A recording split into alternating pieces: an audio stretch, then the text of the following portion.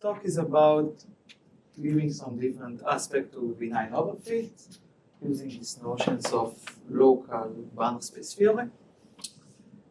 And this is a joint work with my friend Pierre, which is a postdoc at Technion of Emmanuel Milman, Pedro, that was a PhD of Afonso, and now a postdoc of Roman Bershinin, and one of my postdoc hosts, Fenia. So let me just describe the naive regression framework. Also, feel free to interrupt me with questions, comments, if things are not clear.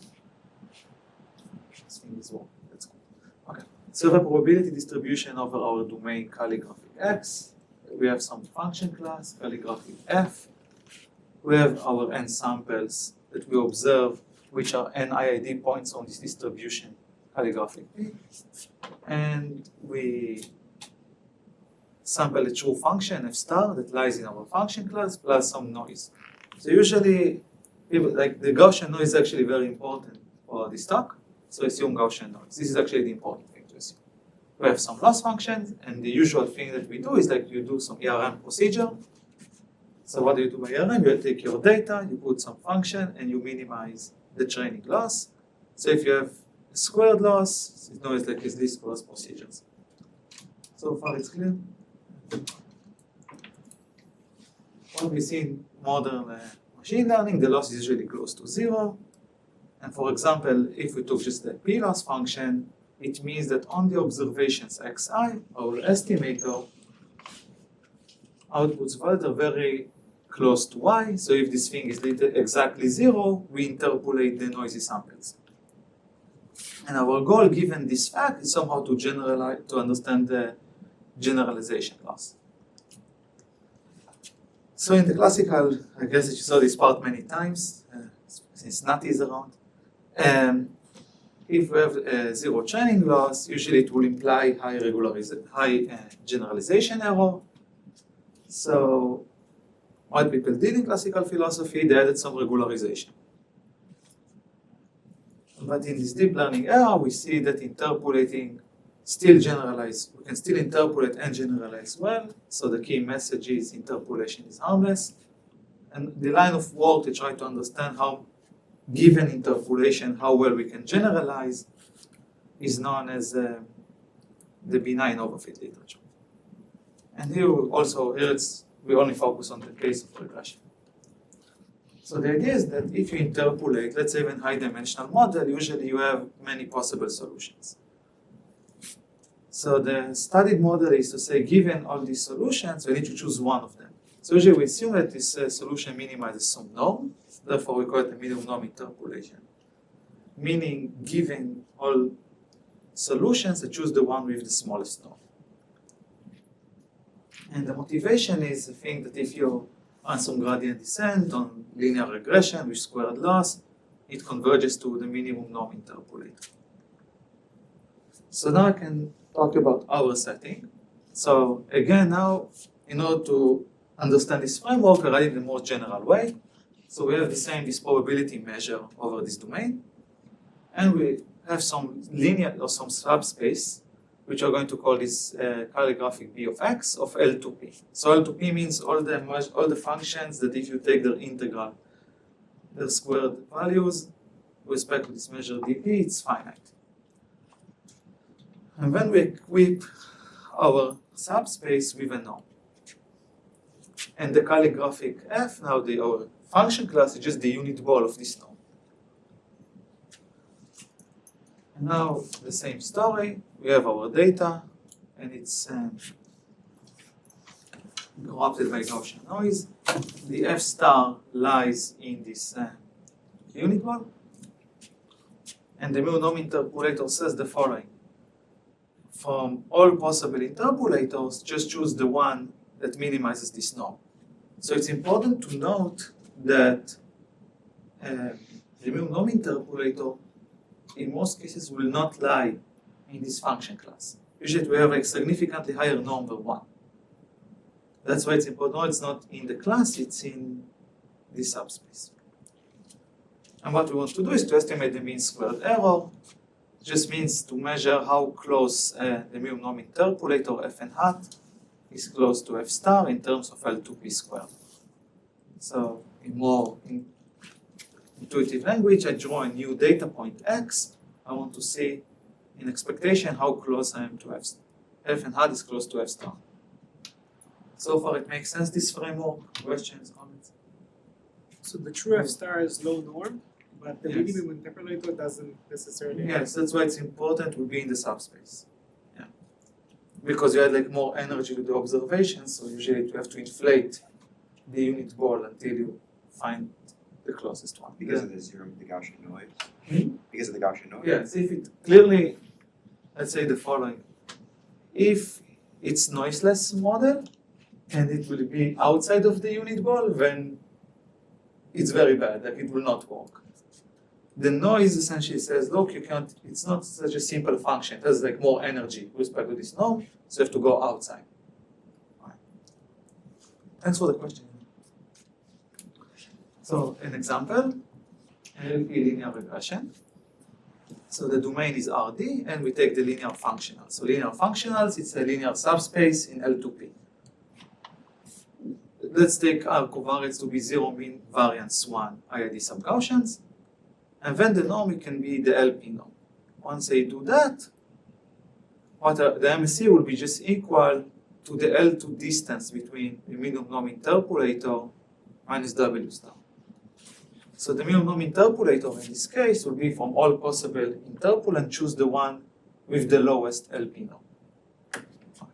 But the generalization is respect to the L2 norm. A non-parametric example is known as Sobolev class. So what is Sobolev class? I just write like in this very simplified way. Let's take the unit Q, for example, and the uniform measure. And then I can equip my functions that are order K partial derivatives. We're just going to integrate all the possible ones, take them by P, and then 1 over P. And the reason I like this P between 1 over 2 is because this norm is uniformly convex, and also Sobolev norm is isometric to LP, to a subspace of LP. Right. So this is the non-parametric version. And the more important thing to know that you're only Hilbert when P equals to 2, because when you're isometric to a Hilbert space. So if we see some prior work, what we're trying, you see usually it's around the L2 space or the RKHS space. So if people try to analyze this mu norm interpolator, because what is nice about RKHS, it's a fancy word to say I live in some Hilbert space, I take coordinate projections of my functions, I see an ellipsoid. This is like fancy words for RKHS. What is nice in the world that ellipsoid is projected to an ellipsoid, that you have a closed form. So it's easy to play with this and to see what you can get. So I think the first proof, I'm not just some of prior work, so there's disclaimer, I don't know who was first. So they showed this non-asymptotic bounds for minimum L2 interpolators in linear models. So it's quite simple structure. And there was this word of, I guess that you all know, at Freddy and his collaborators, including Nati. They said, okay, let's move away from linear model, from L2, and just say something smart on any function class that is linear. And then in our group, Konstantin, we were essentially trying to say, okay, fine, let's extend to the LP minimum norm. So what they were noticing that the bounds on this paper were suboptimal for LP, and they tried to push it all the way. And then they got the optimal rates. But the remarkable thing, that's why I noticed this line of works, it's only work for Gaussian covariance. So the idea was essentially to use Gaussian minimax theorems and literally do brute force calculations to see how much you can get given Gaussianity. But I found this thing a bit quite disturbing because it's really depending on Gaussian minimax theorem, which is like only work for Gaussian covariance. So even if you have like some spherical things, this thing is literally falling apart. Then my former advisor Sasha and his former student Tengi-Wan, I think they were the first to study this phenomenon in the RKHS setting. Andrea and Song, they tried to say something on two neural networks. They did was some boiling down to some random metrics and theorem. Then there was this work about non-parametrics. It was not about mu norm interpolator, it was essentially how much you can learn given interpolation, those alpha holder classes. But the thing is, if you see all this work, in the end they boil down to RKHS or linear models. So what we're trying to do is it was like essentially kind of preliminary work that appears at ICML. We try to connect the minimum norm interpolator in the task of regression. It's really important Gaussian noise, actually, otherwise this thing is not true. To the local geometric properties of the norm. So this is like more classical things in function analysis. So if you're familiar with definition of uniform convexity, uniform smoothness of a norm, type, co-type, and all these classical curvature notions in Banach spaces, to connect them to the generalization of the minimum norm interpolator. So I'll define those things later. And what I'm trying to say is somehow to move away from L2 type geometry. So what we're trying to do is, rather than just working on the Hilbert space format, we're trying to work with conditions are known as 2 uniform convexity and co-type 2. I'm going to find those things later, but I have to say credit, this is not my definitions or the first one to study those things. So Vitali, Milman, and Misha Gromov were studying those things in the terms of concentration of measure in Banach spaces. Works of PhD works of Boaz and Emmanuel try to say something smart. We'll talk about what they were working on later, actually, and the classical works of Bizier and Moret. And the reason this is a weaker condition because a Hilbert space is both uniform convex and smooth because that's Pythagoras theorems. This is essentially just requiring 1/2 of being Hilbert, just the one side that you need. And this is studied a lot in the functional analysis literature. And we have what is known as like a discrepancy factor. Essentially, this is controlled somehow the discrepancy between empirical measure and population measure. So if you put a geometric assumption and statistical assumption, you can start to say something smart on the performance of the minimum norm interpolator. And what the application was, actually we're trying to avoid linear model, but I want to show this thing is actually can be useful. This approach at least is somehow to kill the Gaussian minimax and to work to things are close to sub-Gaussian. So I have to say disclaimer, I think the right thing is log Sobolev, we have to modify with the proof. But for log Sobolev entries or log concave IID entries, it should work. But the idea is rather than using Gaussian minimax, we really wanted to understand how to using the curvature and more variational arguments to relax this Gaussian minimax and just literally connect it to the curvature of the norm. So let me just give you 2 insights that's a thing at me for the beginning were counterintuitive. In statistics, what we're trying to do usually is to consider the bias variance, right? Because it's a very natural thing to do. But in benign overfit, it's actually it's not the right decomposition because these 2 terms have completely different behavior if you're not Hilbert. So Hilbert, again, ellipsoid goes to ellipsoid, creates a lot of things that are conceptually wrong. So what you're doing is the following decomposition. Now it's also a good time to ask questions. So this operator here is to project the function on f star, just like linear projection, okay? With respect to this L2P. And we have 2 terms. One term is this expected conditional variance. So everyone are familiar with the total law variance? So total law variance means you take the variance, you have expectation of conditional variance or variance of conditional expectation. So this is the first decomposition here. And then you can write this term in a bit of a weird way. So the idea is the following.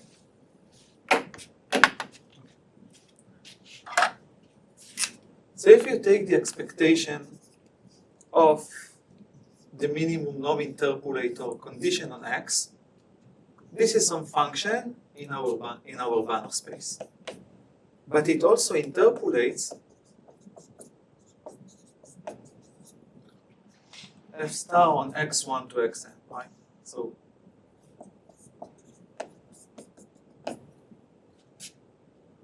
because if this thing interpolates noise plus signal, I take expectation over noise, I just interpolate the signal. This is important. Is it clear? While we take expectation over the noise, this thing interpolates the signal. Is it clear or not? This is important.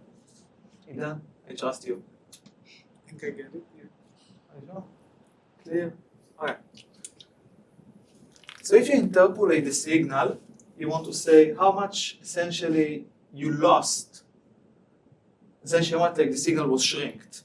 And this is measuring this part, like the shrinkage. But you still know that you interpolate the signal. So in some sense, you have to learn in the other part a different function. And this measures how much you have in this energy. So this is the energy of the part that was interpolated in some part of the signal, but you know it's orthogonal in L2P. So this is measuring how much energy you lost in that regard. And then you have this expected conditional variance. So remarkably, those two terms, as I will discuss below, have completely different type of behavior. Does it make sense, this decomposition? So something is useful to know if you're playing with B9 over P. And the thing is, if your function class is somehow rich, and you want this thing to have some nice generalization error, you actually want to be far from inner product space geometry. You want to be very far from Hilbert. So option 1, you can get parametric rates when you're very close to L1 type of geometry. So, going back to your last Yeah. slide. So I'm trying to think like what kind of function, like normally in biospherence I can think of, what kind of function classes would make one term large and one term Yes. small and so forth, right? Yeah. The more Yeah. complex, the more stuff you can do when one term goes to 0. So what, like, how should I think about like when is T2 small? oh, this is actually we'll talk about like in 10 minutes, but I will see it's actually, this term in some sense does not really, this is not connected to F star, actually in the B9 overfit. This one is connected to F star. This essentially connects to the John ellipsoid essentially of your function class. I will define those things later. But it's actually far, that's why I said those things is completely different type of behavior. It's somehow more connected to the function class geometry entirely. This thing actually connects more to the local structure around F star, to F star to some extent. Okay. So actually when you're in L1 type geometry, this is when you can get actually really fast rates. But not in L1. L1 is the problem is it's not uniformly convex enough. Or in more function analysis where they're too close to being type 1. So if you add a bit of curvature to the L1, just a bit, it can go to 0, but a bit of curvature, then you can also get almost parametric rates. And if you are Hilbert, but you're not too rich, this is option number 2. And the thing it was noticed in the linear model, so what the people assume to get fast rates, you have some low stable rank. So what does it mean low stable rank intuitive? It means that you have like a thin ellipsoid in higher dimensions. So this is somehow the hack to get fast rates in Hilbert space-time geometry. So I can define what is uniformly convex norm. We're going to focus on the case when Q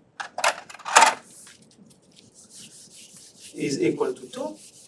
And essentially it means the following. It's a very nice condition.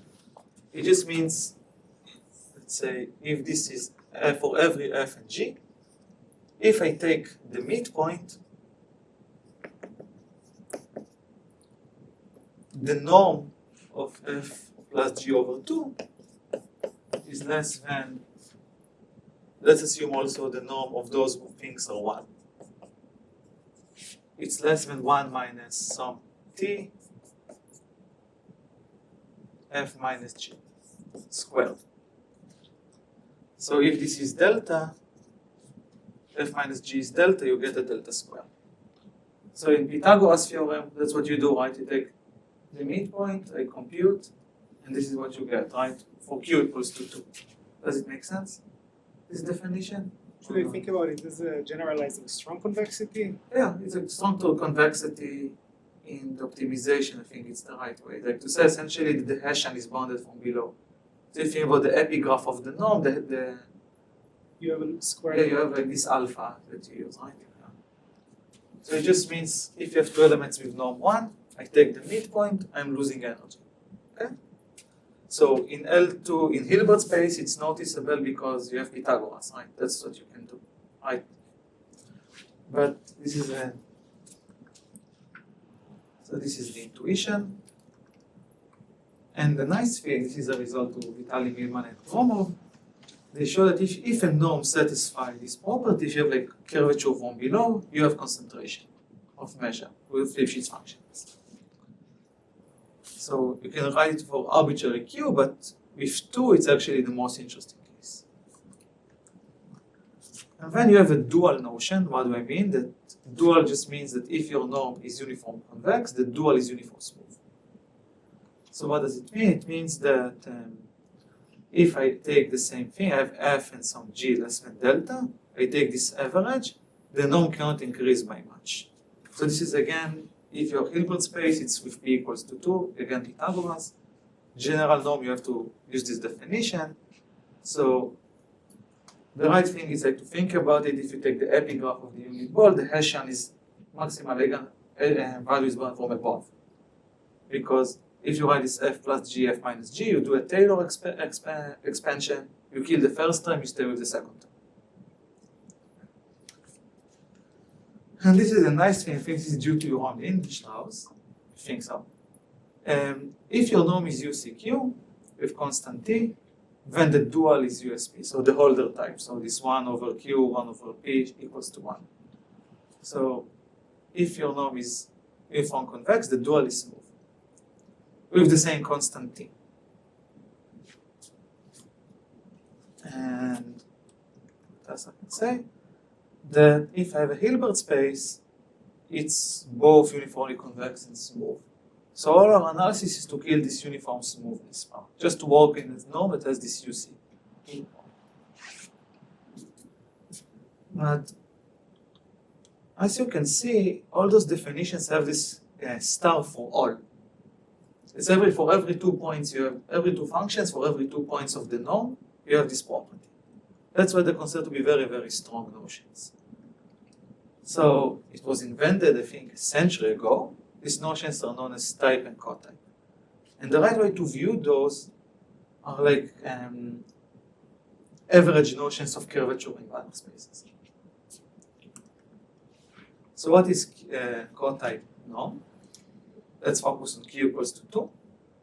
I take you any sequence of signals, of functions. I take a randomized sum. Those are like Rademacher's IID. It will be greater or equal when putting some t here and taking those elements separately.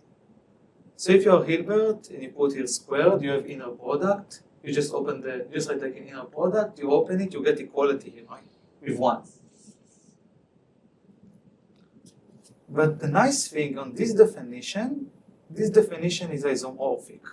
So uniform convexity in some sense is like an isometric definition, because if I take the norm of a ball, and then I'll just take a different type of norm, I'll just take a cap here, just kill this part. So now I'm not uniform convex anymore, right? Because I have a facet and flat. But with cotype, it survives norm equivalence because you have this multiplicative constant t. So if you have norm equivalence up to, let's say, some half or 2, you just paid so still cotype 2. So it's an isomorphic definition. So if you have norm equivalence, they are still cotype. You get those properties. And that's why they're average things, because they survive isomorphism. Yes. Can you explain why it relaxes like the flatness in this example? Because you agree this thing is not uniform convex, right? I take this x, y, the midpoint had the same norm 1. But here, and you agree this thing is norm equivalent, this norm is norm equivalent to a Hilbert space, right? Because this norm is greater than the L2 norm, and if this is, let's say, 1/3, you also get something like this. Okay? And now you can go to the cotype space, and just rather than whatever you had t, you can put t over 9 or something. So that's why it's a isomorphism. So if you have norm equivalent, you still preserve cotype. Uniform convexities break there's just some perturbations to the boundary, things fall apart.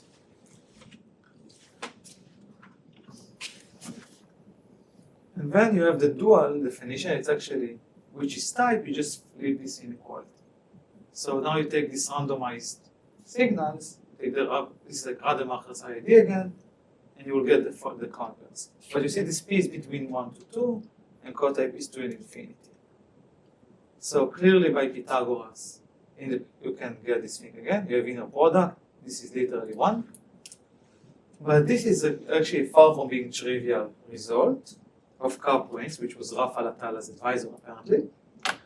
And then it says that if your space is both type and cotype with constant 2, you're norm equivalent to a Hilbert, up to those constants. But this is you pay the isomorphic things. And that's why you can learn that you're norm equivalent to being Hilbert if your type and cotype is nice. I have both type 2 and cotype 2.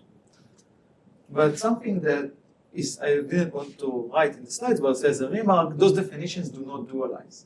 So uniform convexity and smoothness do dualize. But this is actually not true. So the thing is, up to logarithmic factor in the Banach-Mazur distance, they do dualize, and this was, I think, one of the biggest results of Bézier many years ago. That you have to pay something in dimension. Because I think L1 is finite type 2, or sorry, L infinity is finite type 2, but the dual L1 is not finite cotype. Or the other one, so I'll give you just like 2 classical examples.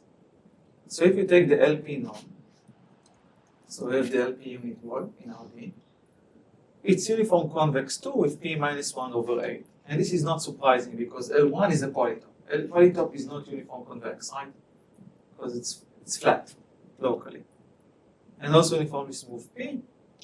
But the reason this cotype thing is very nice is because you are cotype 2 and type with absolute constants. So when you're going to relax to go to norm equivalence and you're going to lose a bit in this average definition, you get absolute constants, dimension free ones. And since these things preserves under isometries, you know that the Sobolev norm also have these things, because all these definitions are preserved under isometries. So if you're isometry to a subspace, you keep all these properties. And even though it seems quite general, what I wrote here, essentially if we know how to work in cotype and type spaces, actually I believe it can give like sharp bounds to all these linear models benign over fit. So I give 2 problems that I really like. They're very hard because I know how to it's not easy to understand how to start. So first open problem, now if you don't care about benign over fit at all, this is literally geometric problems, independent from anything. Alright.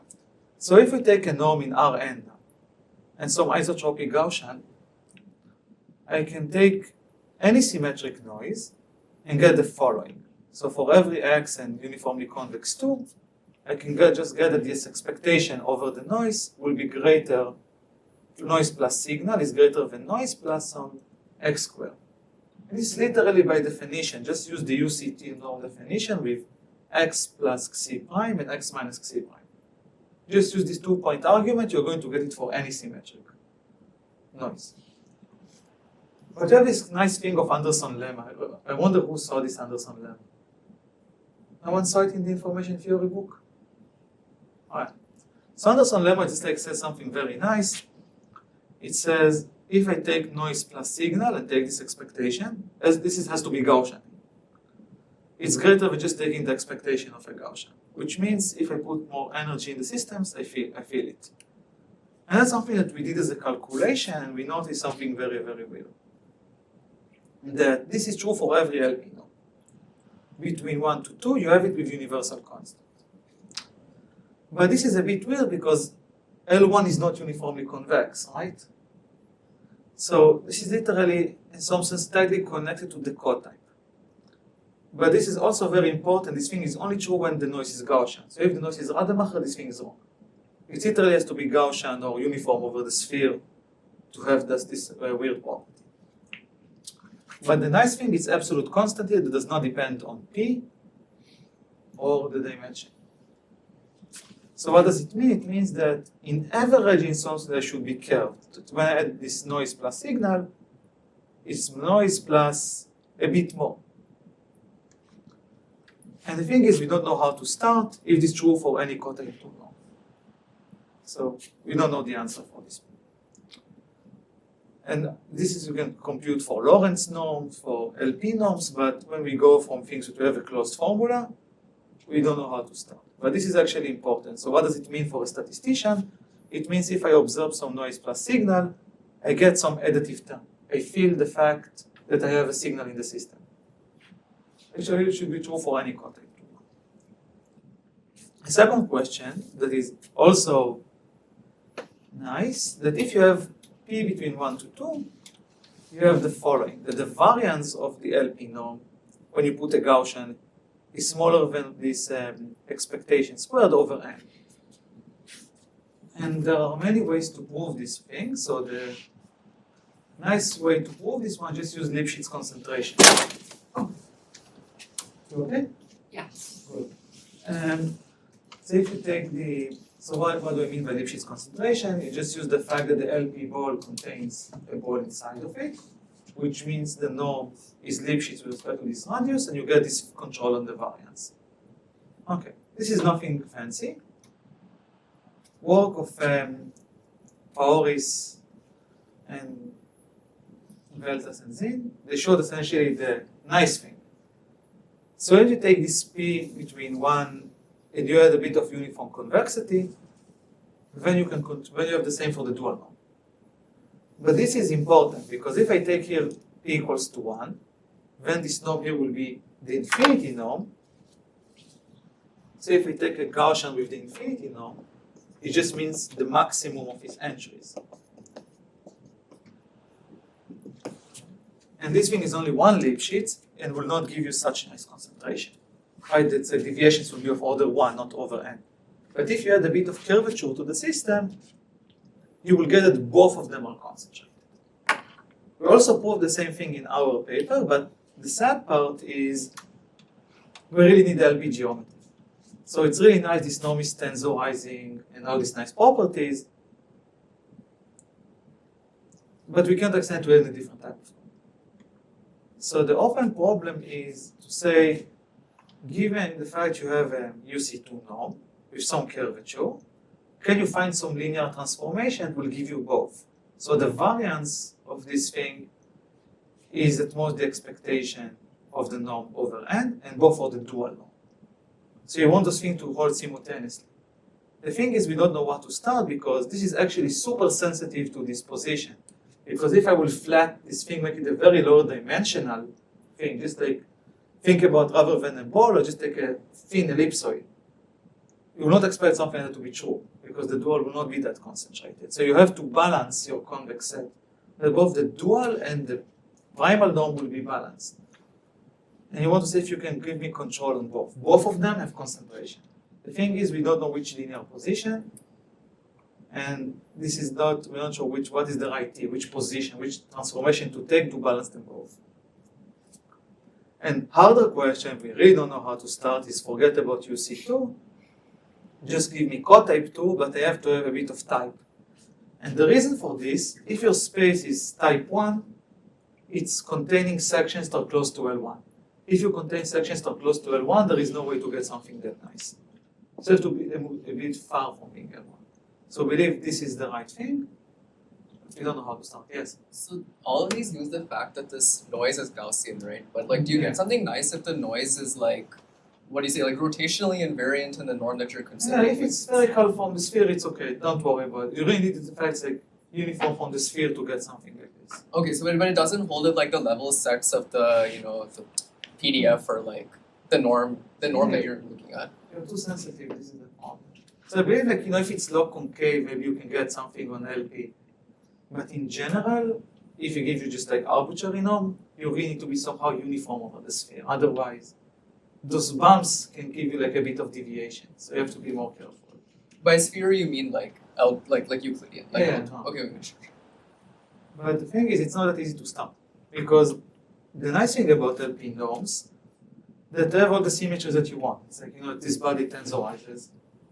If you know what is John ellipsoid, it's like in John position, M position, everything you want, you have for LP. Arbitrary uniformly convex 2 norm, you're not even sure what is the right position to get all the nice properties.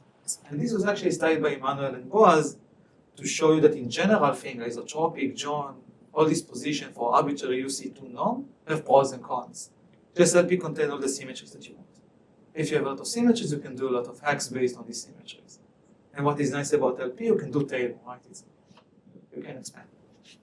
I know how to expand like nicely in arbitrary norm.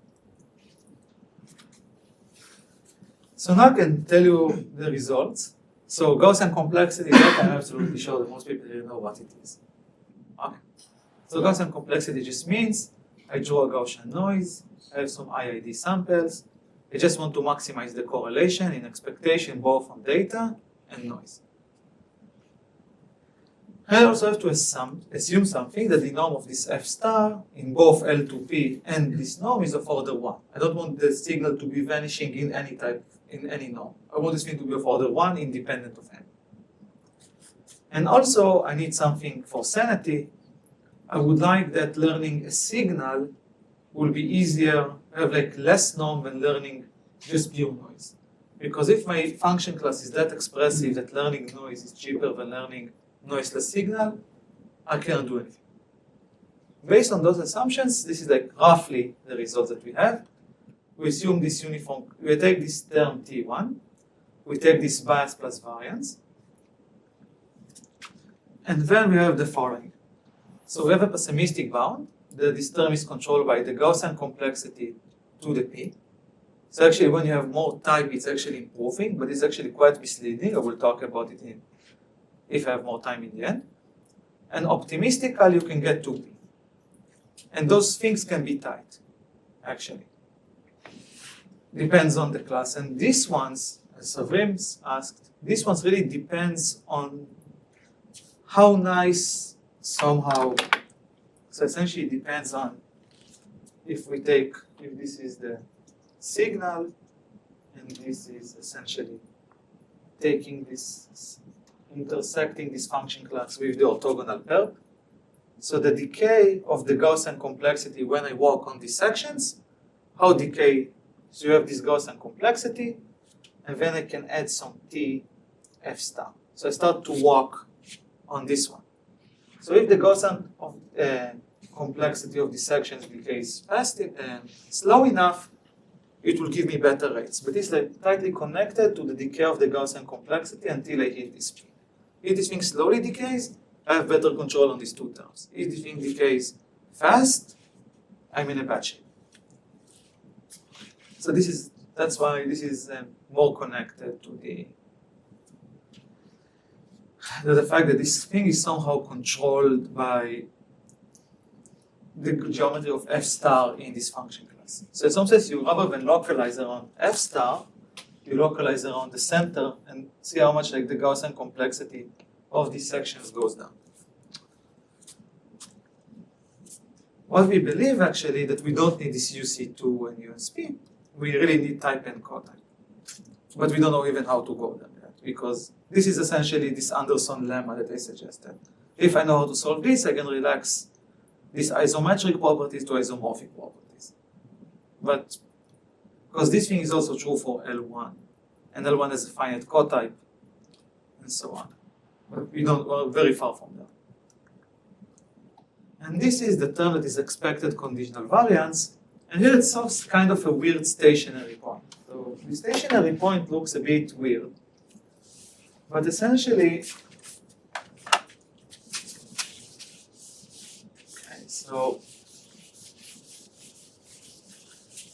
So just reminding again that this is literally just the Rademacher complexity plays a role here between P to 2P.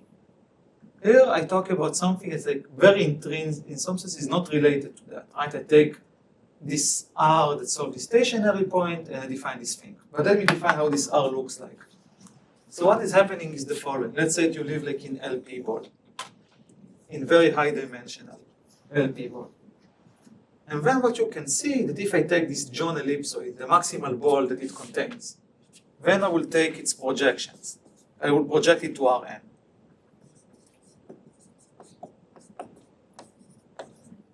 Taking just this ellipsoid, if this p is greater than 1 plus delta, just projecting this part of the function class of the linear classifier will give you the Gaussian complexity of the entire function class, up to universal constant.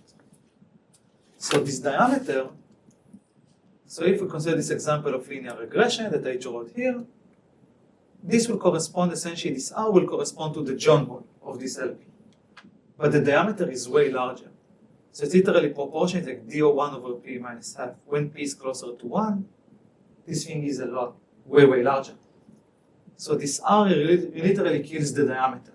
So you're losing this. And this Rn, this is like a classical bound, it's just to show it's like of n over d. And it's not hard to show that this thing is always true. The expected conditional variance is greater than this Rn squared, under some mild regularity. Because intuitively you will say that the minimum norm interpolator, since it's interpolate noise, in some sense, the Gaussian complexity of this interpolator should be of the order of the entire class. This is like high-level explanation. But this radius is very important because this is literally depends not on f star, it really depends on this John ellipsoid of this entire function class. And the hack is that in linear regression, when p is large enough, where to another log, you can flip the inequality. So when you have a uniform convexity, this radius of this John ellipsoid, rather than the entire diameter, controls the variance. Yeah. So if f is simple, but the function class is very expressive, you're going to lose in this term? This one? So this is the thing. When you are in L1 type of geometry, most of the mass is actually, like you don't have a lot of complexity around the spikes. Most of them, like you have a bit of mass in the center. But if you're Hilbert, essentially rather than, like in L1 you have like these spikes. But in L2 you have like exponentially separated ones, right? Just like a packing thing. And this is expensive for you. But in L1 you have like a small John ball here, essentially determines the variance. But if you see the stationary point, it's not really related to the Gaussian complexity, it's related to this radius. That's why I said those things completely have two different type of behavior. Just like and you work in Hilbert spaces, when you have closed formulas, a lot of hacks starts to kick in. But if you don't have a lot, I think those ones coincide. But if you just work on one-side curvature function classes, you see there's like two different things and they can be completely different. Even in LP, they have like completely different behavior. So when they use Gaussian minimax, they go those two terms separately, just on the MSE by calculation. But those things are completely two different type of physics. One is Gaussian complexity, one is a radius of this John ellipsoid. So they can be very far from each other. They live like in a different type of space. Because the right way to think about this L to P, it's like the Euclidean structure on your Banach space.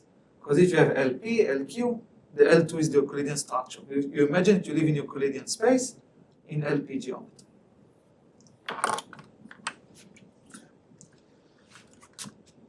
So nice thing is K-convexity of P0, which I don't define what it is. It also gives us a way to estimate this thing using some sort of like a reverse Efronstein to reduce it to one bit problem, which is nice. And in L1 regression, actually, you see why this uniform convexity is essential, or at least to have some type. Because this expected conditional variance is of order log ND, where this radius is of order n to the t. So just cotype itself is sufficient. So this is like very high level and not accurate at all. If your space is cotype 2 and let's say type 1, you contain sections that are isomorphic to LP. So if you're type 1, you cannot avoid the L1 geometry. So what we conjecture that all this boundary, when you can flip this inclusion, when you can flip this, when you get this kind of stuff, like this T2 is controlled by, you take a reverse and show this thing is tight. So we believe it's true for any cotype 2, and I have some type in the system that you avoid to contain sections that are close to L1 because L1 kills you. But we don't even know how to start with UC2 norm mutation in general. So that's why I boiled this second thing. The proofs of these two conjectures will give me if I have a proof, I can control those terms. But it's not that easy to avoid to work in a space when you don't have all these nice properties of LP. But if you see the proofs and what is going on there, you must realize this is what is going on. But rigorously, I'm very far from this, and it's not easy. All right, so this is my final slide. I hope it was giving some notions that CS people are quite far from, and you learned something. So now go time to questions, comments.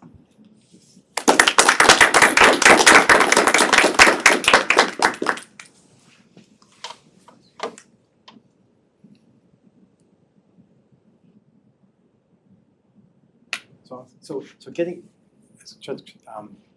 back to the decomposition. So the cases where that second term is small. So we're looking at functions. We need a class of functions that's able to interpolate, but it has small norm functions in it. So that second term was just about the norm of the thing with f, f hat that you were using to interpolate. So you need, so in that case you want, for that to be small, you want a class of functions where it's possible to do interpolation, but keeping the function simple. Right? Yes. Is that right? So that's why this L1 type geometry is very good for you, because this radius of this ball is very small in L2P. But it's simple enough you can still interpolate it, because the Gaussian complexity of those sections are reducing fast enough, slowly enough, that you can enjoy both worlds. This thing has a small L2P diameter, and the decay of the section is very low. So that's why it's actually very good for you to be in L1 type geometry. But it's like a mirror image to lasso when you think about the behavior here, and think about the decay of the sections towards L1. So you need both things to be simple enough. So you have to be high dimensional enough and to be close to L1 type geometry.